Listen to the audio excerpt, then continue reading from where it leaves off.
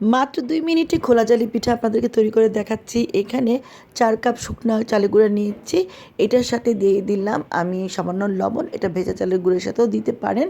তারপর কুমকুম গরম পানি নিতে হবে, যেটা আঙুল দিলে আমরা সহ্য করতে পারি এরকম। তারপর ভালো করে পানিটা দেওয়ার পরে হাত দিয়ে এরকম ভালো করে ফেটিয়ে নিতে হবে।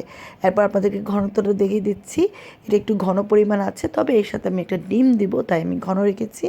ডিমটা দিলে পিঠাটা ভালো হয়, খোলা জালি পিঠাটা। তারপর এটা ডিমটা দেওয়ার পরও আবার আমি এটা ভালো করে ফেটিয়ে নিলাম। এখন কিন্তু ব্যাটারটা কিন্তু অনেকটা পাতলা হয়ে গিয়েছে। লবণটা আবারও চেক করে নেবেন। এরপর একটা লোহার কড়াইয়ের মধ্যে আমি কড়াইটাকে ভালো করে ধুয়ে মুছে নিয়েছি। তারপর এটা ভালো করে গরম করে নিতে হবে। এরপর 1 হাতা পরিমাণ ব্যাটার দিয়ে এভাবে একটু ঘুরিয়ে নিতে হবে। দেখেন কতটা জালিদার হয়েছে। 2 মিনিটের মতো আমি ঢাকা দিয়ে রেখেছিলাম।